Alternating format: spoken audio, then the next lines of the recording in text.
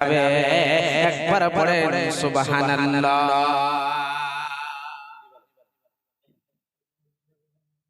এখানে চারজন থাকবে, ভিতরে চারজন থাকবে। হ্যাঁ হবে ইনশাআল্লাহ। 5 মিনিট দাঁড়ান, 10 মিনিট দিয়ে দিই ইনশাআল্লাহ। তারপর একদম মূল্য বায়ানের দিকে আপনার কালেকশন জন্য টেনশন নিয়ে না, আমি কিভাবে করতে হয় আমি করে নিব। যখন টিকিট নিলেন, একটা যখন ধরলেন ট্রেনে, যখন আপনি টিকিট যখন চড়বেন না, টিটিটা কি বলবে আপনাকে যে তোমার টিকিটটা দেখবো, বলবে না নিজের মনে কাজ করবে? কিংবা চোর যে চুরি করবে তা আপনাকে বলে কি চুরি করবে, না নিজে আপনার কাজ চালু করে কথা বলে? তো আপনারা টেনশন করেন না, এটা আমার মাথায় দায়িত্ব আছে, কয়েক মাস পরে আমি আপনার কাজ করব। চোর যদি বলে খালু তোমার মোবাইল চুরি করবো, তো আপনি দিবেন? বলেন তো, ও নিজে কখন চুরি করে নেবে জানতে পারবেন না। এটা আমার মাথায় দায়িত্ব, আমি কখন কি করতে হয় করে নেব, টেনশন করেন না আপনারা। কমিটির লোক আপনারা ধৈর্য ধরেন, অন্তত 15টা মিনিট ধৈর্য ধরে আমি আপনার কাজ যেটা আমি করে ফেলবো ইনশাআল্লাহ। একটু মূল্য কথা বুঝেন, কয়েকটা পয়েন্ট দিচ্ছি আপনাদেরকে। তো বুঝতে পারলাম যে মানুষ মারা যাবে, ইতিহাস মারা যাবে না।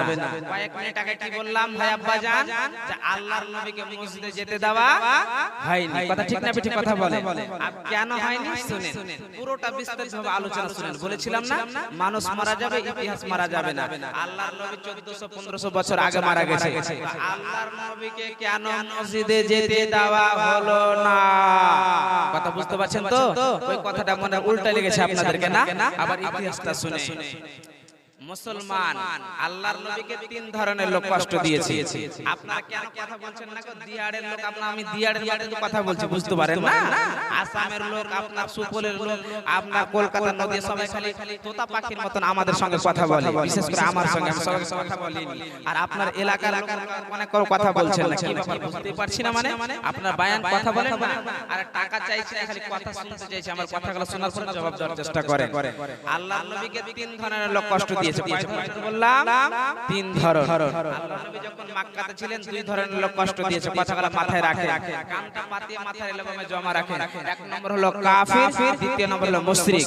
আল্লাহর নবী যখন মক্কা থেকে মদিনা চলে গেল, আল্লাহর নবীকে কাফের দূরে সরে গেল মুশরিক।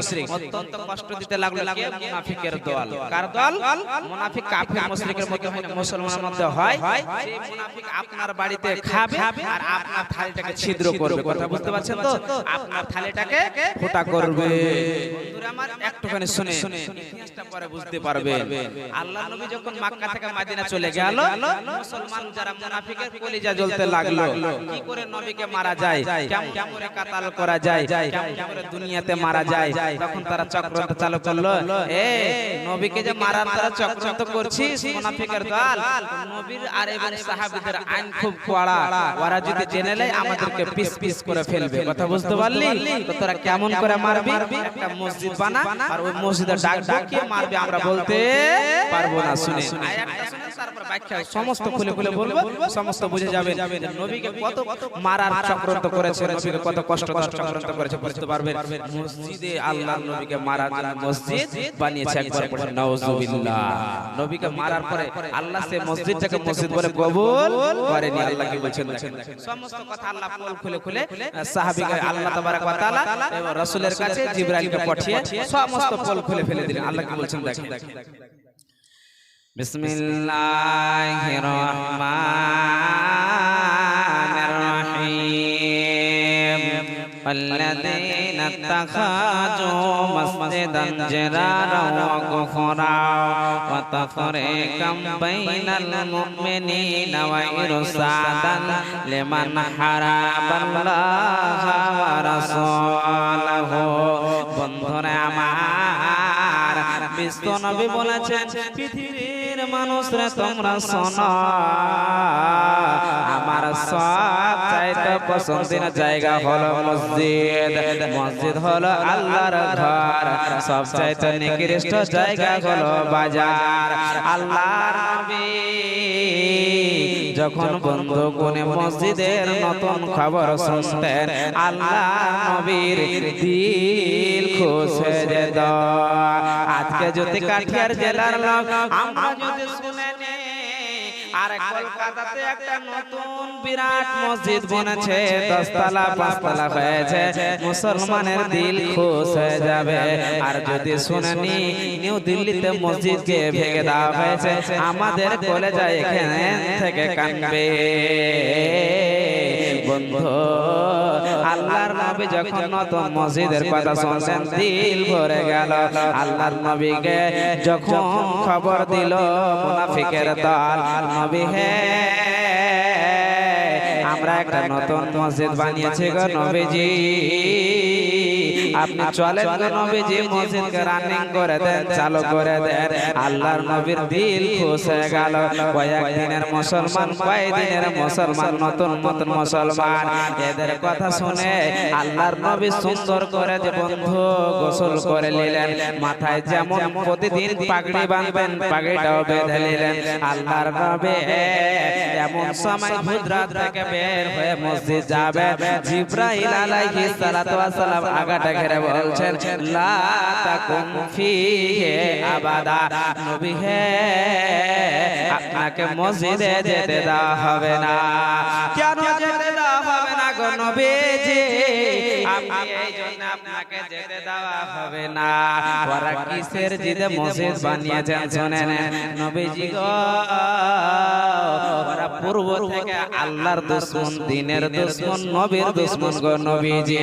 আপনি ভালো করে জেনে নেন, ওরা আপনাকে মারার জন্য, কাতাল করার জন্য, দুনিয়া থেকে বিদায় করার জন্য গো নবীজি তারা মসজিদ বানিয়েছে। এদের চক্রান্ত গো নবীজি, মুসলমানের একটা জামাত আছে 20টা জামাত বানাবে গো নবীজি, এই জন্য তারা চক্রান্ত চালিয়েছে। তবে শুনে নেন গো নবীজি, জিবরাইল বন্ধু এক এক করে কেমন করে নবীজিকে বাঁচাচ্ছে শুনেন নবীজি গো। নবীজি আপনি যদি ওদেরকে প্রশ্ন করে তোরা কেন মসজিদ বানিয়েছিস বল, বলবে মসজিদ হলো আল্লাহর ঘর, ভালো জায়গা, ওই জন্য মসজিদ বানিয়েছে। বিশ্ব নবী বলছেন যারা মসজিদ বানাবে রে আল্লাহ একটা ঘর জান্নাতে ঘর বানাবে। তবে নবীজি গো এদের সাক্ষীর প্রয়োজন নাই, তোমার আল্লাহ সাক্ষী রয়েছে। নবীজি গো খবরদার আপনি সে মসজিদে যাবেন না। বুঝতে পেরেছেন কথাটা? কথা বলেন বুঝতে পেরেছেন? আরেকটা মূল উদাহরণ দিই।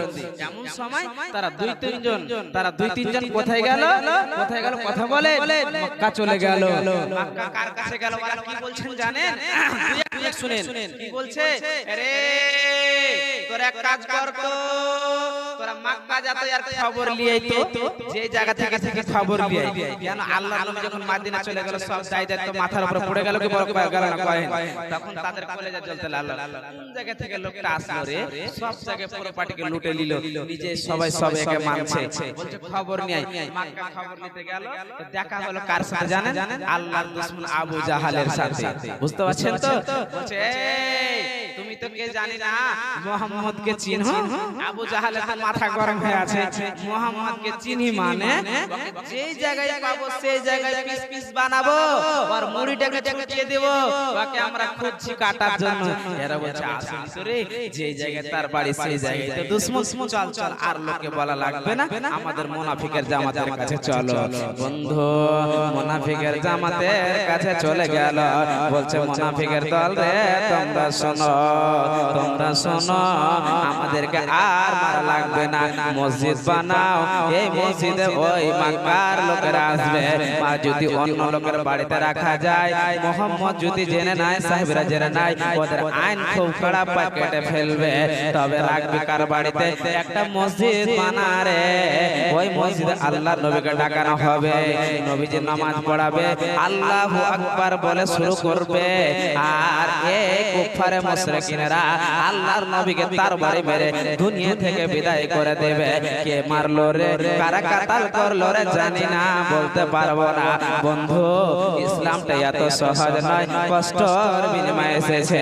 যারা আল্লাহর উপরে ঈমান রাখবে রে, ওই ব্যক্তির কোনোদিন টেনশন হবে না। বিশ্ব নবী বলছেন মসজিদ কারা বানাবে, কোন শ্রেণীর লোক বানাবে? শুনেন আল্লাহর নবী বলছেন মান বানা লিল্লাহি মাসজিদান বানাল্লাহু লাহু বাইতান ফিল জান্নাহ। নবীজির ফয়সালা যারা দুনিয়াতে একটা মসজিদ বানাবে রে, আল্লাহ তাবারক ওয়া তাআলা তার জন্য জান্নাতে একটা ঘর বানাবে। ওতে বন্ধুরে এই পৃথিবীতে এগুলো সুযোগ ছাড়া আর দুনিয়াতে কিছু নাই। কত টাকা বাজারে খেয়ে ফেলছেন, কত টাকা হাটে খেয়ে ফেলছেন, এগুলো আপনার কাজে আসবে না। ওরে আমার আব্বা জানে না, মায়েরা বোনেরা গে বেটিরা শোনো, মানুষ পৃথিবীতে থাকার জন্য আসেনি। আজকে বড় ভাই আসবে রে, ছোট ভাই আসবে, যাওয়ার সময় কোনো সিরিয়াল নাই। মানুষ যখন মারা যাবে রে বন্ধু, তোমার সমস্ত আমল বন্ধ হয়ে যাবে। তিনটি আমল মরার পরে কবরে যাবে। একটা হলো সাদকায়ে জারিয়া, মসজিদ মাদ্রাসা। মসজিদে আপনি ইট দান করলেন, অনেক কিছু দান করলেন, আল্লাহ আপনাকে মরার পরে বদলা দেবে। আপনার মরার পরে বদলা দিবে। মসজিদে একবারে সিলিট দিয়েছেন, চিঠি দিয়েছেন, মরার পরে আল্লাহ আপনাকে জান্নাতে বাসিয়ে দেবে, মরার পরে জান্নাত দেবে। এই নেকির বদলে জান্নাত পায়। দ্বিতীয় নম্বর বিশ্বনবী বলছেন, যখন তোমার একটা নেক সন্তান হবে তোমার জন্য দোয়া করবে। বলার মানে বন্ধু রে, আপনার মরার পরে তিনটে জিনিস কবরে যাবে, ঘর বাড়ি কিছু কবরে যাবে না। একটা লোককে যদি বলি খালো 10,000 লাগবে গো খালো মসজিদের জন্য, মন বোধহয় ভারী হয়ে যাবে। মা বোনদেরকে যদি বলি মায়েরা গে বেটিরা বোনেরা সোনা চাঁদি কানের খুলে মসজিদে লাগবে, মন ভারী হয়ে যাবে। না না বাবা রে, মায়েরা মন ভারী করতে হবে না। আল্লাহ তাবারক ওয়া তাআলা বলছেন, ইন্নাল্লাহ হাসতারা মিনাল মুমিনিনা আনফুসাহুম ওয়া আমওয়ালাহুম বিআন্না লাহুমুল জান্নাহ। আমি আল্লাহ মুমিনের জান, মুমিনের মাল জান্নাতের বিনিময়ে কিনে নিয়েছি। মুমিনের জানের প্রয়োজন জান দিতে হবে রে, মালের প্রয়োজন মাল দিতে হবে। আব্বা জানেরা জান লাগবে না, আজকে মাল দিয়ে মসজিদ বানাতে হবে। কাউরে মা মারা গেছে রে, কাউরে বোন বেটি মারা গেছে রে, সিংহা গ্রামের লোক আশা তাকিয়ে আছে রে, আমার আব্বা মসজিদে দান করবে, আমার মা দান করবে, আমার স্বামী দান করবে। আব্বা জানেরা মসজিদ হলো আল্লাহর ঘর, খালি হাতে কেউ থাকবেন না।